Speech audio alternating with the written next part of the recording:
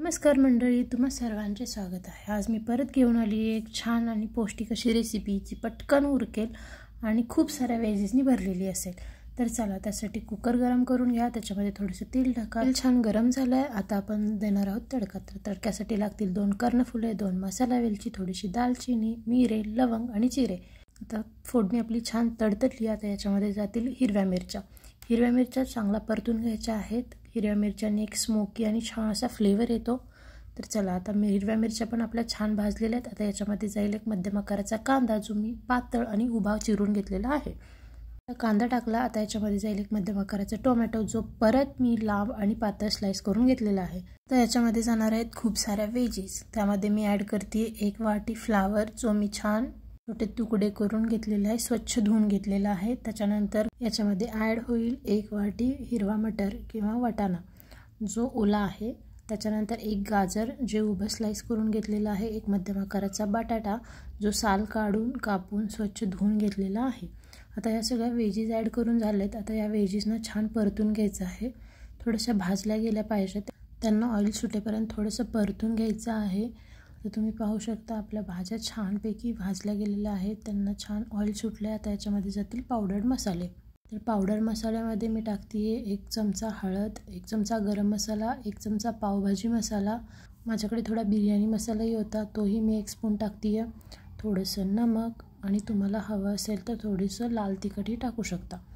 पण आपण हिरव्या मिरच्या टाकल्या त्यामुळे लाल तिखट टाकण्याची फारशी गरज नाही।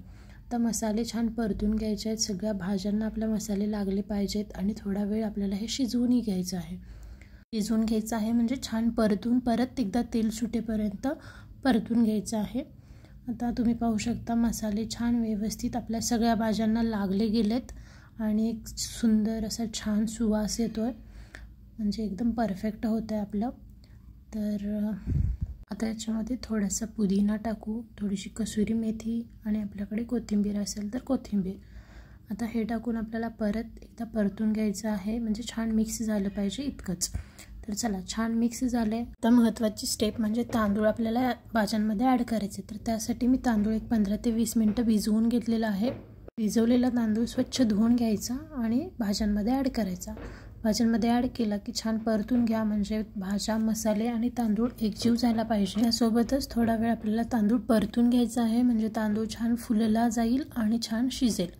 तर मी थोड्या वेळासाठी तांदूळ परतून घेते, छान परतून घ्या, व्यवस्थित भाजला गेला पाहिजे यासाठी।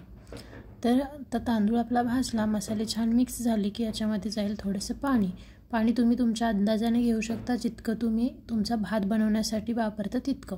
आता तुम्ही जितक्या भाताला शिट्ट्या लावता तितक्या शिट्ट्या काढून घ्यायच्या आहेत। माझ्यासाठी 3 लागतात, तर मी 3 शिट्ट्या काढून घेते।